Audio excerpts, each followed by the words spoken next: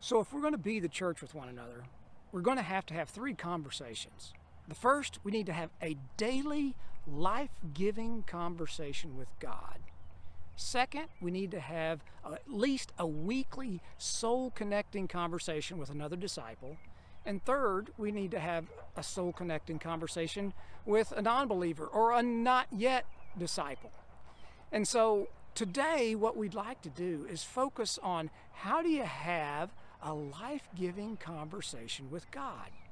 And to talk about this, we are here at the Stone Pillar Vineyard here in Olathe, Kansas, because Jesus, the last week of his life and ministry, he talked a lot about vineyards and how it relates to our spiritual life. And, the last night when he was with his disciples, he said this. He said, I am the vine. My Father is the vine dresser, the gardener, and you are the branches. And Jesus said, okay, get this. Apart from me, let's just imagine we snip this. Apart from me being connected to the vine, you can do absolutely nothing. But if you remain connected in me, Jesus said, you will produce much fruit. I don't know about you, but I love grapes. I can't get enough of them. But there's a process in the making of grapes that Jesus said is important to remember to know how to have a conversation with God. And so what we're going to do today is talk about this metaphor of Jesus saying that he's the vine, we're the branches, we got to stay connected to him, let God direct the process, maybe even have to prune a little bit, might not be all that fun, but how does this work with having a life-giving conversation with God? And I think that you're going to be surprised by some of the benefits of doing this. So while you're enjoying the next teaching, I'm going to enjoy a few of these grapes. These are really good. We'll see you in a minute. Hello, I'm Bill Burrows, and welcome to Be the Church. In this blog, we are focused on what it means to have a life-giving conversation with Jesus. When we follow and befriend Jesus, we are his disciples. An engaged disciple will have soul-connecting conversations with other disciples and not yet disciples. But first things first. As we build a foundation of life-giving daily talks with Jesus, the joy and the power of God will be evident in our lives. In John 15, 4-5, Jesus says, "Abide in me, abide in me." He is using the metaphor of a grapevine, as Steve talked about earlier. We stay connected to Jesus by listening with an open mind, a hopeful heart, and courageous will.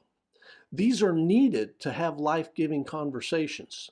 He is always with us in the present, but are we aware and responsive to him in moments of time every day? If we abide in him, we are connected to the source of life, Jesus. The phrase, I in you, signifies that the mind of Christ, the heart of the Father, and the power of the Spirit is working in us. The Apostle Peter tells us that his divine power has granted to us all things that pertain to life and godliness. Everything we need to fulfill our purpose is available to us if we stay connected and responsive to Jesus. But if we're detached, we starve ourselves from the nutrients needed to be what we were created to be. As the branch cannot bear fruit by itself unless it abides in the vine, neither can you unless you abide in me. For apart from me, you can do nothing. These are strong words from Jesus, but I think he means what he says. Separated from him, we cannot accomplish anything that matters for eternity.